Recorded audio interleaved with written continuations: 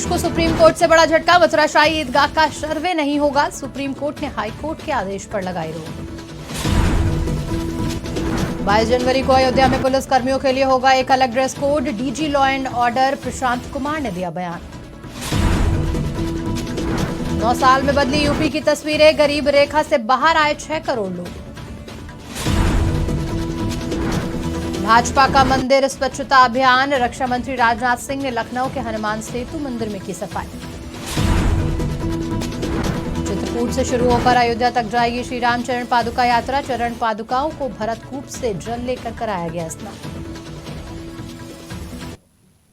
नमस्कार, स्वागत है आपका आज की खबर में। मैं हूं आपके साथ रागिनी सिंह राठौर। रुक करते हैं उत्तर प्रदेश की बड़ी खबरों का। धर्मनगरी चित्रकूट से भगवान श्री राम की भव्य चरण पादुका यात्रा निकाली गई है। ये यात्रा भरतकूप मंदिर से शुरू होकर अयोध्या तक जाएगी। भगवान राम की चरण पादुका यात्रा में भगवान श्री राम के चरण पादुकाओं को भरतकूप कुएं से जल लेकर उन्हें स्नान कराया गया और उनका विधि विधान से पूजा करने के बाद चरण पादुकाओं को रथ में रखकर, जिसमें भगवान श्री राम की सुंदर झांकियां भी हैं। इस दौरान चित्रकूट धाम मंडल के कमिश्नर, डीआईजी और बांदा चित्रकूट के सांसद ने भगवान राम के चरण पादुकाओं की आरती की और हरी झंडी दिखाकर इस यात्रा को रवाना किया। ये आज उत्सव का माहौल है।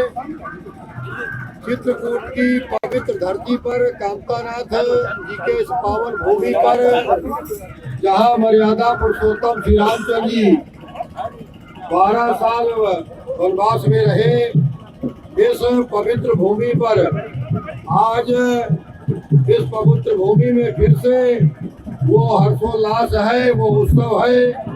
यहाँ पर आज ये जो हमारी चरण पादुका ये खड़ा हूँ, मर्यादा पुरुषोत्तम श्री रामचंद्र जी यहाँ पर जब आए तो श्री भरत जी यहाँ पर अपने अयोध्या वासियों के साथ चित्रकूट आए और इसी कामलगिरी परिक्षेत्र में ही उन्होंने मर्यादा पुरुषोत्तम श्री रामचंद्र जी से उनकी खड़ाहों मांगी कि मैं इस खड़ाहों को रख करके अयोध्या में जब तक आप वापस नहीं आएंगे, मैं राज्य का संचालन तो करूंगा लेकिन सिंहासन पे नहीं बैठूंगा। ऐसी प्रतिज्ञा उन्होंने यही चित्रकूट की इस पावन भूमि पर। केंद्रीय रक्षा मंत्री राजनाथ सिंह ने लखनऊ स्थित हनुमान सेतु मंदिर परिसर में स्वच्छता अभियान के तहत सफाई के काम में शामिल हुए। उन्होंने हनुमान सेतु मंदिर में पूजा अर्चना की। राजनाथ सिंह ने कहा कि 22 तारीख को रामलला की प्राण प्रतिष्ठा के लिए देश ही नहीं बल्कि विदेश से भी अतिथि आ रहे हैं। ये पूरे देशवासियों के लिए हर्षोल्लास का क्षण है। अयोध्या में 22 जनवरी को रामलला की प्राण प्रतिष्ठा समारोह के तहत प्रधानमंत्री नरेंद्र मोदी के आह्वान पर भाजपा सरकार ने 14 जनवरी से प्रदेश के मंदिरों और तीर्थ स्थलों पर स्वच्छता अभियान की शुरुआत की थी।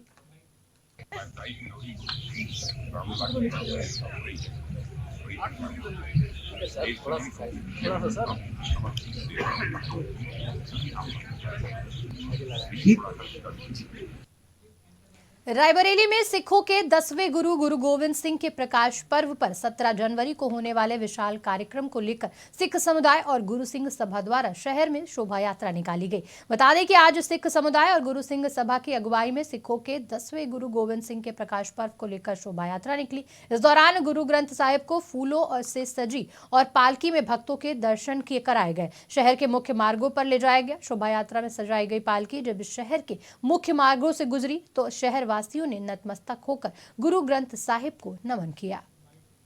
आज गुरु गोविंद सिंह जी के प्रकाश पर्व के अवसर पर गुरु सिंह सभा रायबरेली द्वारा जो शोभा यात्रा निकाली जा रही है, हम सब अपने पदाधिकारियों के साथ यहाँ पर उसका स्वागत करने के लिए इकट्ठे हुए हैं, जिसमें हमारे प्रदेश के प्रतिनिधि लोग हैं, जिले के हैं, नगर के हैं, महिला इकाई है, युवा नगर इकाई है।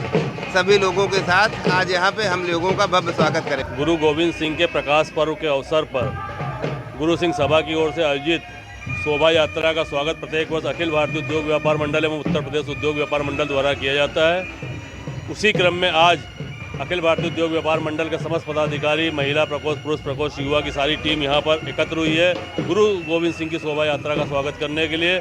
आज उनकी शोभा यात्रा का हम लोग पुष्प वर्षा करके, माल्यार्पण करके, मिठाई वितरण करके उनकी शोभा यात्रा बदायूं के गांव हथनी भूड़ के कई ग्रामीणों ने डीएम को शिकायती पत्र देकर ग्राम प्रधान पर गंभीर आरोप लगाए। ग्रामीणों का आरोप है कि प्रधानमंत्री आवास योजना का लाभ दिलाने के लिए हर किश्त पर ग्राम प्रधान 10,000 रुपए की मांग कर रहा है और रुपए न देने पर पात्रता श्रेणी से बाहर करने की धमकी देता है। वहीं डीएम ने ग्रामीणों की समस्याओं को सुना और ग्राम प्रधान पर जांच कार्रवाई का आश्वासन दिया। आज तहसील दातागंज में समरेर ब्लॉक के ग्राम हथनी भूड़ से कुछ लोग शिकायत लेकर आए थे। उन्होंने एफिडेविट पर शिकायत की है, जिसमें वहां पर प्रधानमंत्री आवास योजना में कुछ अनियमितताओं की शिकायत की गई है। इसमें पीडीडीआरडीओ को एक टीम से जांच कराने के आदेश हम लोगों ने पारित किए हैं। उसमें जो तथ्य होंगे जांच के दौरान सामने आएंगे। यदि कोई अनियमितता पाई जाती है, हमेशा किसी न किसी वजह से डीएम दुर्गा शक्ति नागपाल सुर्खियों में रहती हैं। जब से वो बांदा की जिलाधिकारी बनी है, तभी से उन्होंने माफियाओं और अपराधियों के खिलाफ मोर्चा खोल दिया है। एसपी और डीएम दुर्गा शक्ति नागपाल दोनों ने मिलकर माफियाओं और अपराधियों की कमर तोड़ रखी है। इसी बीच दुर्गा शक्ति नागपाल समाज के लिए भी एक बड़ा कदम उठाने जा रही हैं। बता दें, योगी सरकार बांदा में 700 से ज्यादा गरीब बेटियों का विवाह करवाने जा रही है। बता दें कि बांदा डीएम इस कार्यक्रम को भव्य बनाने की हर कोशिश में लगी है। वो चाहती है कि 700 बेटियों की शादी में कोई कमी न रहे और इन गरीब बेटियों की शादी अच्छे तरीके से हो जाए।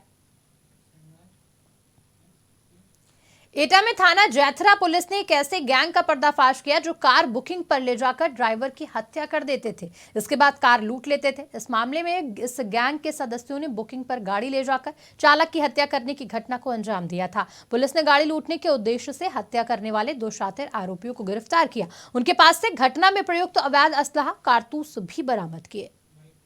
थाना जैतरा पे गुमशुदगी लिखी गई थी कि एक कैब चालक दिलीप 4 तारीख को गाड़ी लेके गए हैं और अभी तक नहीं लौटे हैं। गुमशुदगी दर्ज कर ली गई थी। बाद में जब छानबीन की गई तो इनकी पटियाली थाना क्षेत्र जनपद कासगंज में इनकी लावारिस गाड़ी मिली थी, जिसमें बाहर और अंदर रक्त के छींटे भी थे। वहीं से हमें संदिग्धता नज़र आई कि इसमें कुछ न कुछ गड़बड़ है। बाद में डेड बॉडी इनकी बदायूं क्षेत्र में बरामद हो गई थी। सर्विलांस के माध्यम से 3 नंबर और मिले जो ड्राइवर के साथ थे और इसमें 2 अभियुक्त गिरफ्तार किए जा चुके हैं। मैं आला कत्ल के, एक अभियुक्त शेष है, उसके विरुद्ध भी कार्रवाई करेंगे। इसमें रवि और अर्जुन गिरफ्तार हैं।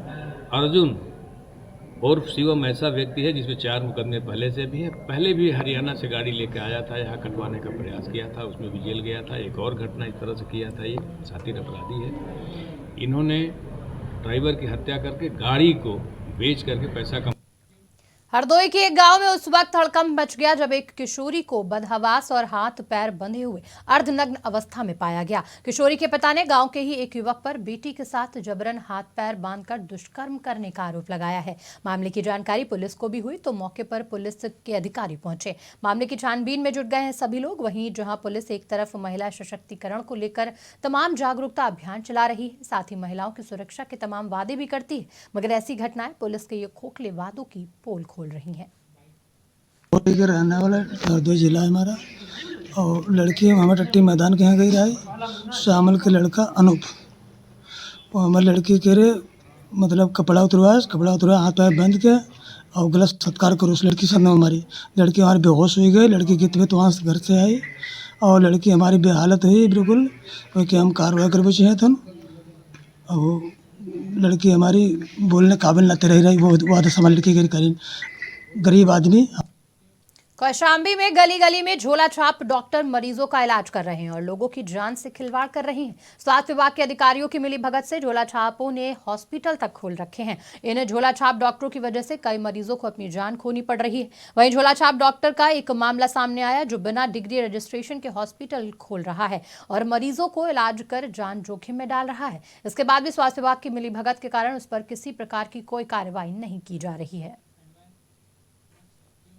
कौशाम्बी की रेलवे क्रॉसिंग पर अचानक तेज रफ्तार एक्सप्रेस ट्रेन के रुकने से यात्रियों में हड़कंप मच गया। बता दें, ट्रेन के क्रॉसिंग पर रुकने से रास्ता बंद हो गया। लोग समझ नहीं पाए कि ट्रेन आखिर रुकी क्यों है। वहीं बताया जा रहा है कि नई दिल्ली से मालदा जाने वाली ट्रेन को कानपुर से उन्नाव, लखनऊ होते हुए अयोध्या की तरफ जाना था, लेकिन रूट डायवर्जन होने के चलते ये ट्रेन कानपुर से प्रयागराज रूट पर आ गई और भरवारी रेलवे क्रॉसिंग पर अचानक रुक गई। बहरहाल लगभग 15 मिनट बाद नई दिल्ली से मालदा जाने वाली फरक्का एक्सप्रेस ट्रेन भरवारी से रवाना हो गई। तब जाकर यात्रियों ने राहत की सांस ली।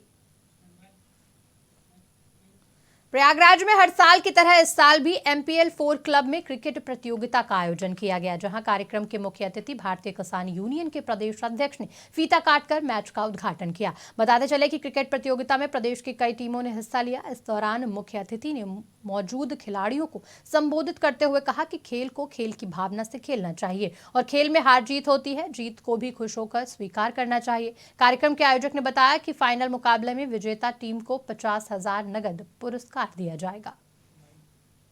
को ये संदेश देना चाहते हैं कि कोई भी काम करें, पढ़ाई करें, चाहे खेल करें, पूरा मन लगा करके करें, 100% करें। और जिस तरीके से यहाँ का इतिहास रहा है दुनिया के पूरा का इस क्रिकेट टूर्नामेंट का, कि बहुत अच्छे स्तर पे गांव के लोग कराते हैं। अगर इसमें सरकार की थोड़ी बहुत सहयोग मिल जाए, प्रशासन का थोड़ा बहुत सहयोग मिल जाए, तो निश्चित तौर पे यहाँ बहुत प्रतिभावान खिलाड़ी आते हैं, पूरे प्रदेश से आते हैं। और आने वाले समय में यहाँ ये ग्राउंड भी ऐसे प्रतिभावान खिलाड़ी देश में। यहाँ पे जो मेन आयोजक हैं तनवीर हसन सैफू हैं, हमारे अंकल हैं, नदीम हाशमी जी है, मोहम्मद फैजान भाई है।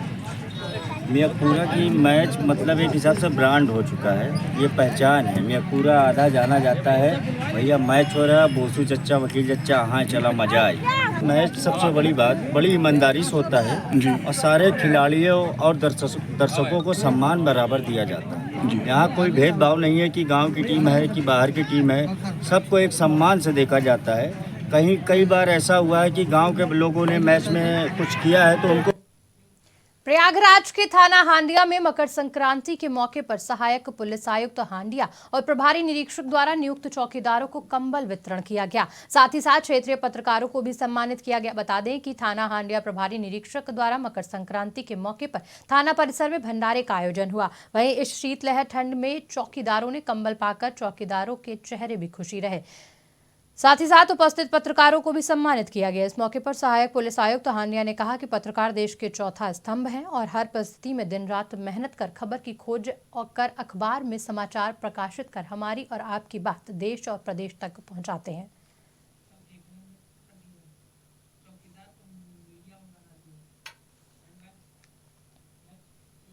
उत्तर प्रदेश में पड़ रही कड़ाके की ठंड का सितम रायबरेली में देखने को मिला। इस बीच समाज सेवी भी गरीबों को ठंड से बचाने के लिए बढ़ चढ़कर मदद में जुटे। वहीं भाजपा के वरिष्ठ नेता कुंवर आजाद सिंह ने भारत संकल्प यात्रा के कार्यक्रम में खिचड़ी भोज का आयोजन किया, जिसमें सैकड़ों ग्रामीणों को अपने हाथों से कंबल का वितरण किया और कहा कि गरीबों के लिए मेरा जीवन समर्पित है, हमेशा उनके साथ खड़ा मिलूंगा। रायबरेली में अपराध को लेकर पुलिस सख्ती बरत रही है, लेकिन सलौन सर्किल में अपराध के मामलों में कमी होती नहीं दिखती। पुलिस की कार्यशैली से अपराध पर अंकुश नहीं लग पा रहा है। चोरी लूट की घटनाएं आम हो गई हैं। सोमवार को बाइक सवार अज्ञात बदमाशों ने आभूषण कारोबारी पर हमला कर उसको गहने से भरा बैग लेकर फरार हो गए। भागते वक्त दोनों बदमाशों की फोटो सीसीटीवी में कैद हुई। घटना की सूचना पर पहुंची पुलिस ने सीसीटीवी के आधार पर आरोपियों की तलाश शुरू कर दी है।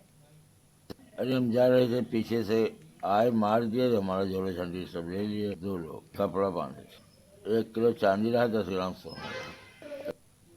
उन्नाव में तेज रफ्तार का कहर देखने को मिला, जहां बीती देर रात एक तेज रफ्तार अनियंत्रित डंपर एक घर में घुस गया।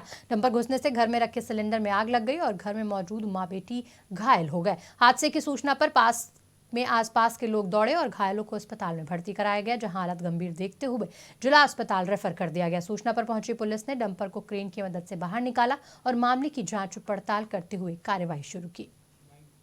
सर, हमारे नवाबगंज और अजगैन के बीच में मिश्रीगंज गांव पड़ता है, रोड के किनारे हमारा वहाँ ढाबा है, जय हनुमान ढाबा। उसी के बगल में हमारे चाचा जी का ढाबा है। तो वहाँ सारे बच्चे टीन के नीचे आग ताप रहे थे। तेज़ रफ्तार में ट्रक आ रहा था सामने से लखनऊ की तरफ से। अचानक अनियंत्रित होकर वो रोड से नीचे आ गया। हम लोगों भागने की कोशिश की, जब तक भाग नहीं पाए बच्चे उसी डंपर की चपेट में आ गए, जिसमें 4 लोग घायल हैं। 2 तो नॉर्मल हैं और 2 ज़्यादा सीरियस। विद्यावती नाम की एक महिला 50 साल की लगभग है, वो आई है, और एक बच्चा है तरुण कुमार नाम का, वो 5 साल का है। दोनों घायल अवस्था में आए हैं, नवाबगंज CSC से रेफर होकर। कंडीशन ठीक है, स्टेबल है इस समय। उनको उपचार किया गया, टाँके वगैरह लगा दिए गए हैं। मरीज महोबा में पुलिस अधीक्षक ने जन चौपाल का आयोजन किया, जहां एसपी ने स्थानीय लोगों को मिठाई खिलाकर मकर संक्रांति पर्व की बधाई दी। वहीं बुजुर्गों को सर्दी के प्रकोप से बचाने के लिए कंबल वितरण भी किया गया। एसपी की इस पहल से लोगों ने एसपी की प्रशंसा की। वहीं एसपी ने लोगों की समस्याओं को सुना और संबंधित अधिकारियों को प्राथमिकता से समाधान के निर्देश दिए। फिलहाल बुलेटिन में इतना ही। देश की तमाम खबरों के लिए देखते रहिए आज की खबर।